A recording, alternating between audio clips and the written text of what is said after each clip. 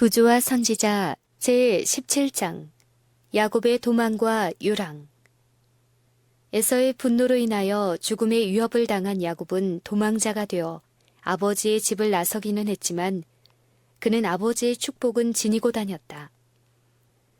이삭은 그에게 언약의 약속을 새롭게 하고 그것의 후계자로서 메소포타미아에 있는 그의 어머니의 집안에서 아내를 구하라고 하였다. 그러나 야곱이 외로운 여행길에 올랐을 때 마음에는 깊은 고민이 있었다.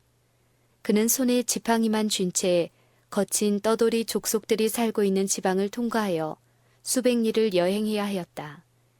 가책과 겁에 질린 그는 성난 형이 자신을 따라오지 못하도록 사람들을 피하였다. 그는 하나님께서 그에게 주시기를 목적하신 축복을 영원히 잃어버릴까봐 두려워하였다. 게다가 사단은 가까이서 그를 시험하려고 하였다. 둘째 날 저녁에 그는 아버지의 장막에서 멀리 떨어져 있는 자신을 발견하였다.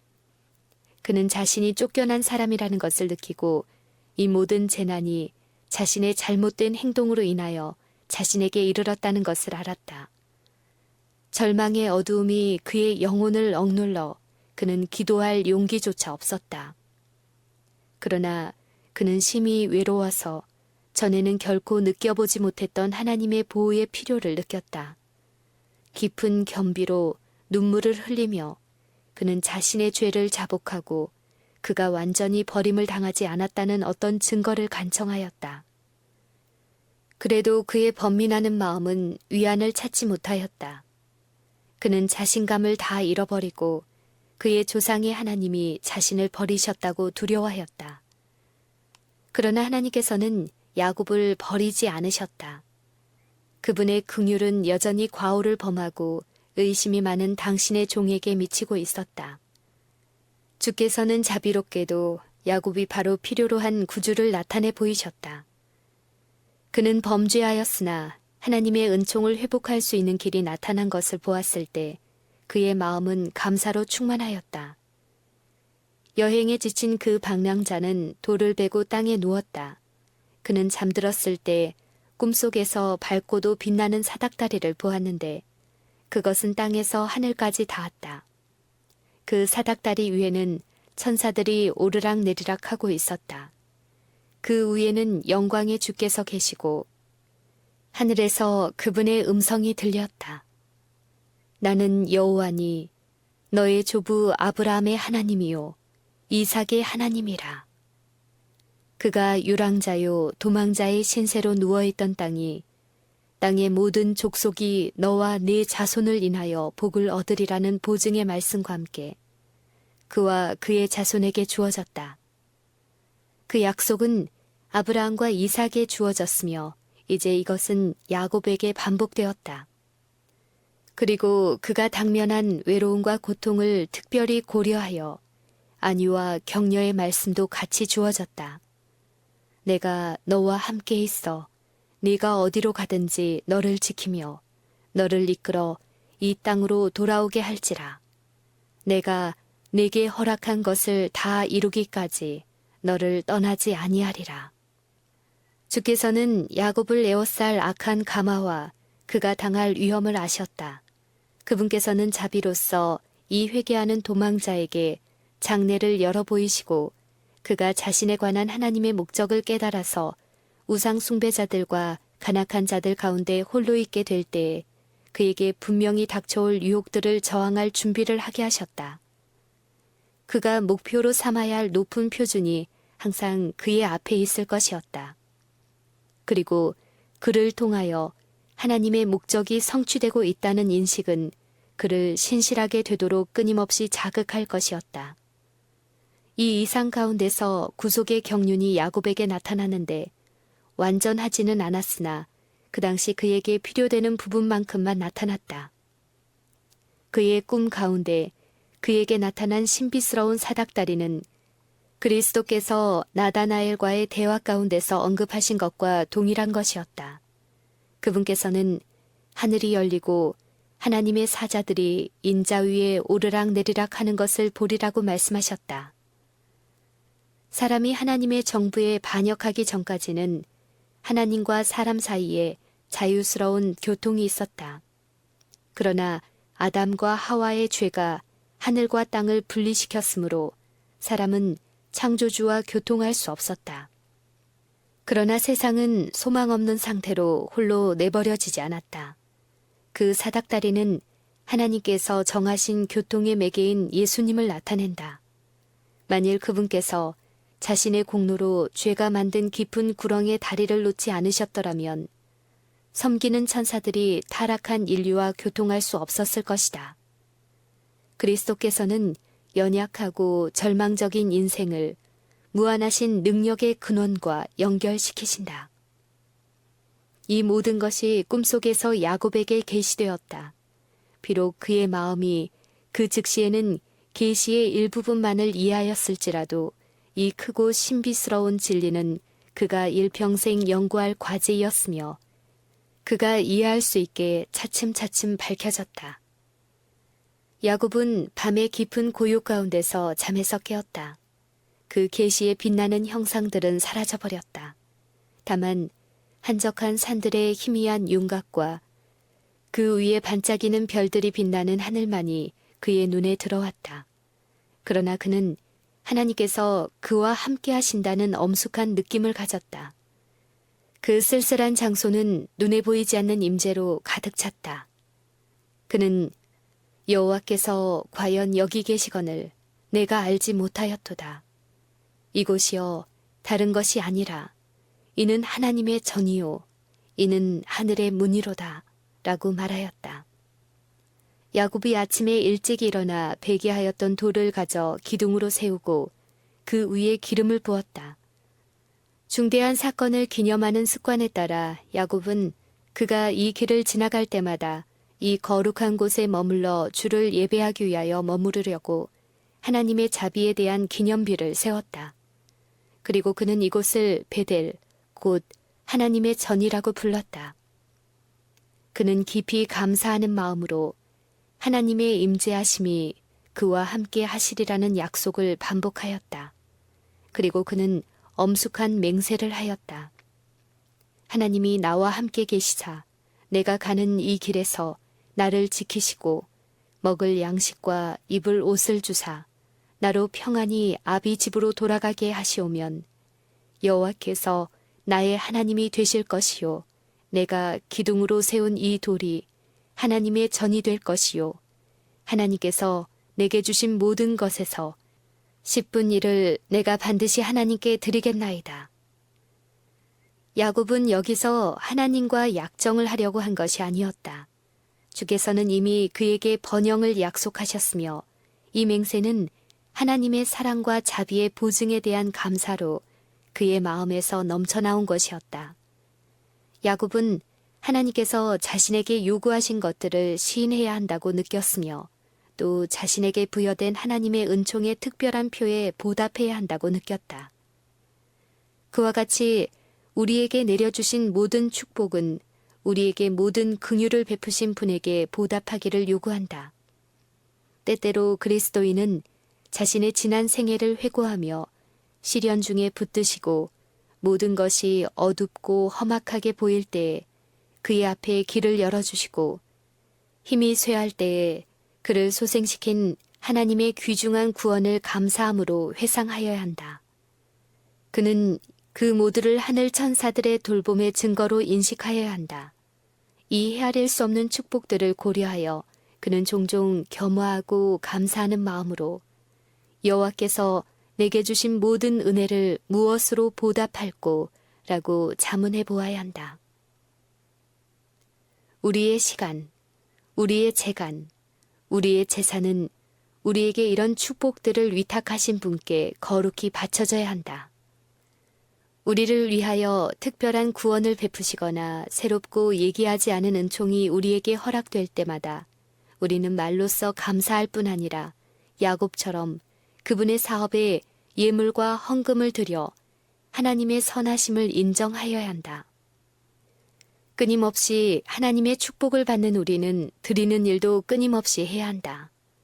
야곱은 하나님께서 내게 주신 모든 것에서 10분 1을 내가 반드시 하나님께 드리겠나이다 라고 말하였다.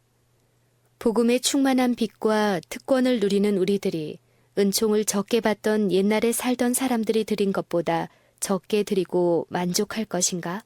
아니다. 우리가 누리는 축복이 더 큰 만큼 우리의 의무도 거기에 부합되도록 증거되어야 하지 않겠는가? 그러나 우리는 우리가 받은 축복을 얼마나 과소평가하는가? 측량할 수 없는 사랑과 헤아릴 수 없는 값진 선물의 보답함에 있어서 수학적 법칙으로 시간과 돈과 사랑을 측정하려는 노력은 얼마나 헛된가? 그리스도께 드리는 11조, 오 보잘것없는 금액이요 그렇게 값진 것에 대하여 얼마나 빈약하고 부끄러운 보상인가? 갈바리의 십자가에서 그리스도께서는 남김없는 헌신을 요구하신다. 우리의 모든 소유와 우리의 모든 존재는 하나님께 바쳐져야 한다. 하나님의 약속에 대한 새롭고 변치 않는 믿음을 가지고 하늘 천사들의 임재와 보호를 확신하는 가운데 야곱은 동방 사람의 땅으로 그의 여행을 계속하였다. 그러나 야곱이 그 땅에 도착한 것은 거의 100년 전 아브라함의 심부름꾼의 도착과는 얼마나 달랐던가. 그 심부름꾼은 수행인들을 거느리고 약대를 타고 금, 은 등 값진 선물을 가지고 도착하였었다. 그러나 그 자손은 지팡이 밖에는 아무것도 가진 것이 없고 외롭고 발병이 난 나그네였다. 아브라함의 심부름꾼처럼 야곱은 우물 곁에서 머물렀는데 그가 라반의 둘째 딸 라헬을 만난 것도 이곳이었다. 우물에서 돌을 굴려 양떼에게 물을 먹이는 봉사를 한 것은 야곱이었다. 그는 친척이라는 것을 알려서 라반의 집으로 영접되었다. 비록 재산도 수행원도 없이 홀로 왔으나 몇 주일 동안에 부지런하고 재간 있는 인물이라는 인정을 받아 그는 계속 머물라는 요청을 받았다. 그가 라헬을 위하여 7년 동안 라반에게 봉사할 것이 협정되었다. 고대에는 혼약의 제가 전에 신랑이 그의 형편에 따라 얼마의 돈이나 그에게 해당하는 다른 재물을 장인에게 지불하도록 요구하는 습관이 있었다. 이것은 결혼 관계의 안전을 보호하는 방편으로 여겨졌다. 아버지들은 가족의 부양을 위하여 준비되지 아니한 남자들에게 그들의 딸들의 행복을 위탁하는 일을 안전하다고 생각하지 않았다. 만일 그들이 일을 처리하고 가축이나 토지를 얻을 충분한 검약의 정신과 능력이 없으면 그들의 생애는 두렵게도 무가치하다고 판명될 것이었다. 그러나 아내를 위하여 아무것도 지불할 것이 없는 사람들을 시험하기 위해서는 다른 방법이 있었다. 그들은 요구된 결혼 자금의 가치에 따라 규정된 기간 동안 그들이 사랑하는 여자의 아버지를 위하여 일할 것이 허락되었다. 구혼자가 봉사를 충실히 하고 다른 점에 있어서도 합당하다는 것이 밝혀질 때 그는 그 딸을 자신의 아내로 얻었다. 그리고 일반적으로 아버지가 받았던 결혼 지참금은 결혼 때에 그 딸에게 주어졌다. 그러나 레아와 라헬의 경우에 있어서 라반은 그들에게 주었어야 할 결혼 지참금을 제멋대로 보류하였다. 그들은 메소포타미아를 떠나기 직전에 이것에 대하여 아버지가 우리를 팔고 우리의 돈을 다 먹었다고 언급하였다. 고대의 습관은 라반의 경우에서처럼 비록 남용되는 일이 때때로 있을지라도 좋은 결과들을 가져왔다. 구혼자가 그의 신부를 얻기 위하여 봉사하라는 요구를 받았을 때 그것은 조급한 결혼을 방지하고 가족의 생계를 유지할 그의 능력과 동시에 그의 애정의 깊이를 시험해 볼 기회가 되었다. 오늘날 우리 시대에는 그와 반대되는 길을 따라가므로 그 결과 많은 불행들이 생긴다. 결혼하기 전에 서로의 습관과 성질을 알 기회는 거의 없으며 일상생활에 관한 한 그들이 결혼 서약을 하기까지는 사실상 알지 못하는 경우가 흔히 있다. 많은 사람들은 저희가 서로 적합하지 않다는 것을 너무 늦게야 발견하며 그 결과 그들의 연합은 일평생 불행하다. 남편과 아버지의 게으름과 무능 혹은 악습으로 인하여 고통을 당하는 일이 종종 있다. 고대의 풍습을 따라 결혼 전에 구혼자의 성품을 시험하였더라면 큰 불행을 방지할 수 있었을 것이다. 야곱은 라헬을 위하여 7년 동안이나 충실히 봉사하였으나 그는 봉사의 세월을 그를 연애하는 까닭에 수일같이 여겼다. 그러나 이기적이고 욕심 많은 라반은 그렇게 귀중한 조력자를 더 오래 잡아두고자 하여 레아를 라헬 대신에 바꾸어 주는 무자비한 기만을 행하였다. 레아 자신이 그같이 속이는 일에 가담하였다는 사실은 야곱으로 그 여자를 사랑할 수 없다고 느끼게 하였다. 그가 분개하여 라반을 비난하자 라반은 또 7년간을 봉사하며 라헬을 주겠다고 제의하였다. 그러나 아버지는 레아를 버리지 말도록 강요하였는데 그럴 경우 집안의 불명예를 초래할 것이었다. 이리하여 야곱은 매우 고통스럽고 괴로운 처지에 놓이게 되었다. 마침내 그는 레아를 그대로 두고 라헬과 결혼하기로 결심하였다. 라헬은 항상 사랑을 가장 많이 받았다. 그러나 그 여자에 대한 그의 편애는 시기와 질투를 자극하였고 그의 생애는 이 자매 아내들의 맞결움으로 인해 쓰라렸다. 20년 동안 야곱은 메소포타미에 체류하면서 라반을 위하여 일하였으나 라반은 친족 간의 유대를 돌아보지 않고 그들의 관계에서 오는 모든 이익을 자기 자신만이 취하였다. 그는 자신의 두 딸을 위하여 14년의 노역을 요구하였으며 나머지 기간 동안 야곱의 품삯은 10번이나 변경되었다. 그래도 야곱의 봉사는 부지런하고 신실하였다. 그들의 마지막 회견에서 그가 라반에게 한 말은 가혹한 주인의 이익을 위하여 그가 어떻게 꾸준히 일하였는가를 생생하게 묘사한다. 내가 이 20년에 외삼촌과 함께 하였거니와 외삼촌의 암양들이나 암염소들이 낙태하지 아니하였고 또 외삼촌의 양떼의 수양을 내가 먹지 아니하였으며 물려 찢긴 것은 내가 외삼촌에게로 가져가지 아니하고 스스로 그것을 보충하였으며 낮에 도적을 맞았든지 밤에 도적을 맞았든지 내가 외삼촌에게 물어내었으며 내가 이와 같이 낮에는 더위를 무릅쓰고 밤에는 추위를 당하며 눈붙일 겨를도 없이 지내었나이다. 목자는 낮이나 밤이나 그의 양떼를 지켜야만 하였다. 그 양떼들은 강도들과 무수한 야수들의 위험에 처하였다. 그들은 잘 보호받지 못한 양떼들을 자주 약탈하였다. 라반의 많은 양떼들을 돌보기 위하여 야곱은 많은 조력자들을 데리고 있었으나 그 모든 양떼들의 책임은 자기 자신이 지고 있었다.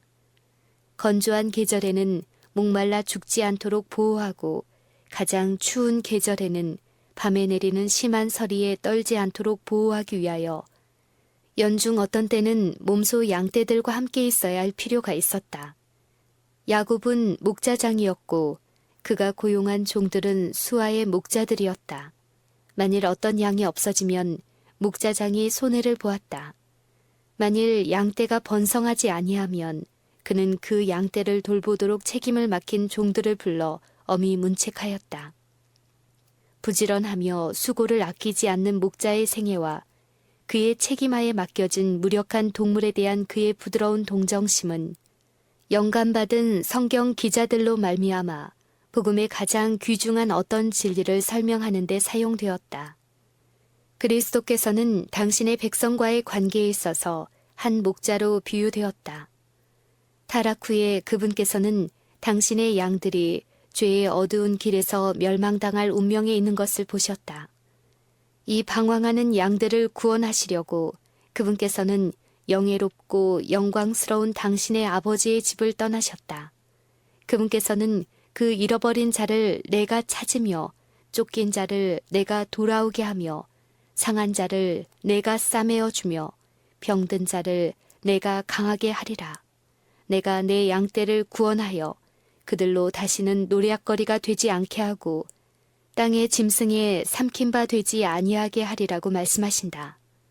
낮에는 더위를 피하는 그늘을 지으며 또 풍우를 피하여 숨는 곳이 되리라는 당신의 우리로 그들을 부르는 그분의 음성이 들린다. 양떼를 돌보시는 그분의 노력은 지치지 않는다. 그분께서는 연약한 자에게 힘을 주고 고통당하는 자를 구하며 어린 양들을 당신의 팔로 모아 당신의 품에 안으신다. 그분의 양들은 그분을 사랑한다. 타인의 음성은 알지 못하는 고로 타인을 따르지 아니하고 도리어 도망하느니라. 그리스도께서는 나는 선한 목자라 선한 목자는 양들을 위하여 목숨을 버리거니와 삭구는 목자도 아니요 양도 제 양이 아니라 이리가 오는 것을 보면 양을 버리고 달아나나니 이리가 양을 늑탈하고 또 해치느니라. 달아나는 것은 저가 삭군인 까닭에 양을 돌아보지 아니함이라. 나는 선한 목자라 내가 내 양을 알고 양도 나를 아는 것이라고 말씀하신다. 목자장이신 그리스도께서 수와 목자들인 당신의 목사들에게 당신의 양떼를 돌보도록 위탁하셨다. 그리고 그분께서는 당신께서 나타내셨던 것과 같은 관심을 나타내며 당신께서 그들에게 맡기신 일의 신성한 책임감을 느끼라고 명하신다. 그분께서는 그들에게 성실한 자세로 양떼를 먹이며 연약한 자에게 힘을 주고 실신한 자를 소생시키며 삼키려는 이리들로부터 그들을 보호하라고 엄숙히 명령하셨다.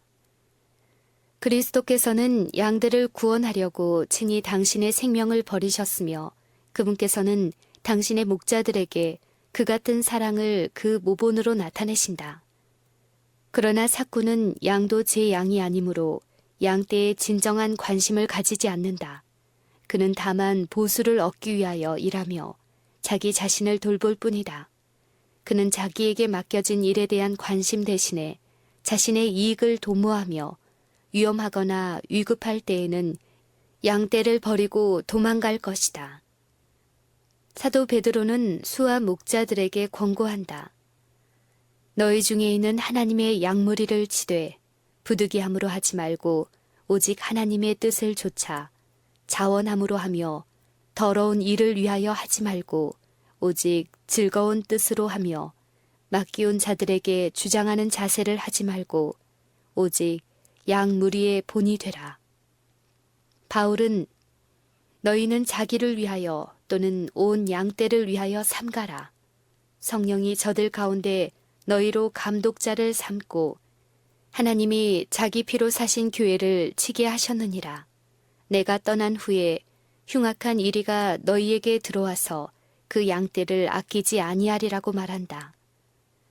충실한 목자에게 맡겨진 수고와 짐을 불쾌한 과업처럼 생각하는 사람들은 모두 사도에게 책망을 받는다.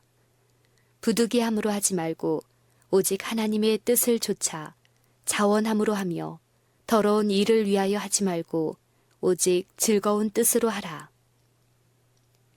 목자장 되신 그리스도께서는 그와 같은 불충실한 종들을 모두 기꺼이 해임하실 것이다. 그리스도의 교회는 그분의 피로 사셨으니 모든 목자는 자신이 돌보는 양들이 무한한 희생의 값으로 산 것임을 깨달아야 한다. 그는 각 양들을 매우 값진 것으로 생각하고 건강하고 원기왕성한 상태로 보존하도록 그의 노력을 아끼지 말아야 한다. 그리스도의 정신에 감화된 목자는 그분의 극기의 모본을 따라 자신에게 맡겨진 양들의 복리를 위하여 끊임없이 노력할 것이며 양떼들은 그의 보호하에 번성할 것이다. 모든 사람들은 그들의 봉사에 대한 엄밀한 평가서를 제출하라는 명령을 받을 것이다. 주께서 모든 목자들에게 내가 받았던 때, 내 아름다운 양 떼는 어디 있느뇨? 라고 캐 물으실 것이다. 충실하였음이 드러난 사람은 값진 보상을 받을 것이다. 목자장이 나타나실 때에 시들지 아니하는 영광의 면류관을 얻으리라고 사도는 말한다.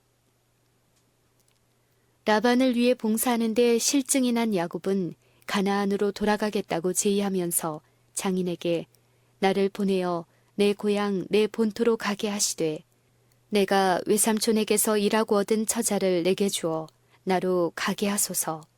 내가 외삼촌께 한 일은 외삼촌이 아시나이다. 라고 하였다. 그러나 라반은 야곱에게 유하기를 강권하며 여호와께서 너로 인하여 내게 복 주신 줄을 내가 깨달았노라 라고 엄명하였다. 그는 자신의 재산이 사위의 보호 아래서 증가되고 있다는 것을 알았다. 야곱은 말하기를 내가 오기 전에는 외삼촌의 소유가 적더니 번성하여 때를 이루었나이다 라고 하였다. 그러나 시간이 흐름에 따라 라반은 야곱의 소유가 점점 많아지는 것을 질투하였는데 야곱은 심히 풍부하여 양떼와 노비와 약떼와 나귀가 많았다. 라반의 아들들도 그들의 아버지와 같이 질투하였으며 그들의 악이 있는 말이 야곱의 귀에 들렸다. 야곱이 우리 아버지의 소유를 다 빼앗고 우리 아버지의 소유로 인하여 이같이 거부가 되었다 하는지라. 야곱이 라반의 안색을 본즉 자기에게 대하여 전과 같지 아니하더라. 야곱이 에서 만나기를 두려워하지 않았더라면 오래전에 그의 교활한 친척을 떠났을 것이다. 이제 그는 라반의 아들들이 자신의 재산을 그들의 소유인 것처럼 넘겨다 보고 폭력으로라도 그것을 빼앗을지도 모르는 위험을 느꼈다. 야곱은 큰 당혹함과 난국에 처하여 어느 길로 가야 할지 알지 못하였다. 그러나 은혜로운 베델의 약속을 생각하고 그는 자신의 사정을 하나님께 아뢰며 그분의 지시를 구하였다. 꿈에 그의 기도는 응답되었다. 내 조상의 땅, 내 족속에게로 돌아가라. 내가 너와 함께 있으리라. 라반의 출타가 떠날 기회를 주었다. 양떼와 가축떼들을 빨리 모아 앞서 보내고 야곱은 그의 아내들과 자녀들과 종들을 데리고 유프라데스 강을 건너 가나안 변경에 있는 길르앗을 향하여 발걸음을 재촉하였다. 3일 후에 라반은 그들이 도망한 것을 알고 그 뒤를 추적하여 그들이 여행을 떠난 지 7일 만에 그 일행들을 따라잡았다. 그의 분노는 맹렬한 불 같았으며 그가 거느린 무리가 야곱의 무리보다 강함으로 그들을 강제로 돌아가게 할 수 있다는 것을 의심하지 않았다. 도망자들은 참으로 큰 위기에 처하였다. 라반이 그의 적개심을 실천에 옮기지 않는 것은 하나님께서 친히 당신의 종을 보호하시기 위하여 중재하신 사실 때문이었다. 라반이 말하기를 너를 해할 만한 능력이 내 손에 있으나 너의 아버지의 하나님이 어젯밤에 내게 말씀하시기를 너는 삼가 야곱에게 선악간 말하지 말라 하셨느니라 라고 하였다. 다시 말하면 그는 야곱을 강제로 돌아가게 하거나 감언이설로 그를 강압해서는 안 되었다. 라반은 그의 딸들의 결혼 지참금을 주지 않았으며 언제나 야곱을 교활하고 가혹하게 다루었다. 그러나 이제 그는 시치미를 떼고 야곱이 몰래 떠난 것을 책망하고 왜 아버지로 하여금 송별 잔치를 베풀고 딸들과 손자들에게 작별 인사를 나눌 기회를 주지 않았느냐고 하였다.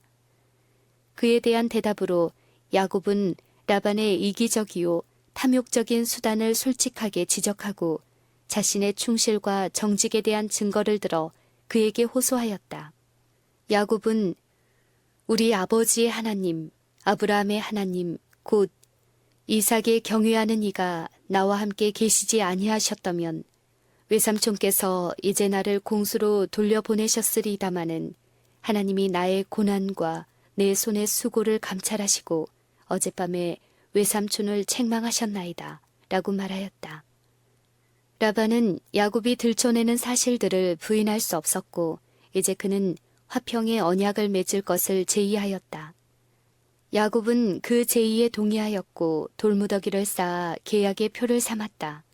라반은 이 돌무더기에 미스바 곧 망대란 이름을 주며 우리가 피차 떠나 있을 때 여호와께서 너와 나 사이에 감찰하옵소서라고 말하였다. 라반이 또 야곱에게 이르되 내가 너와 나 사이에 둔 이 무더기를 보라. 또 이 기둥을 보라. 이 무더기가 증거가 되고 이 기둥이 증거가 되나니 내가 이 무더기를 넘어 내게로 가서 해하지 않을 것이요 내가 이 무더기 이 기둥을 넘어 내게로 와서 해하지 않을 것이라. 아브라함의 하나님, 나홀의 하나님, 그들의 조상의 하나님은 우리 사이에 판단하옵소서 하매 야곱이 그 아비 이삭의 경유하는 이름을 가리켜 맹세하였다. 이 조약을 확실히 하기 위하여 양편에서 연회를 열었다. 환담으로 밤을 새우고 동이 틀 때에 라반과 그의 무리는 떠났다. 이 이별로써 아브라함의 자손과 메소포타미아 주민 사이의 모든 접촉은 두절되었다.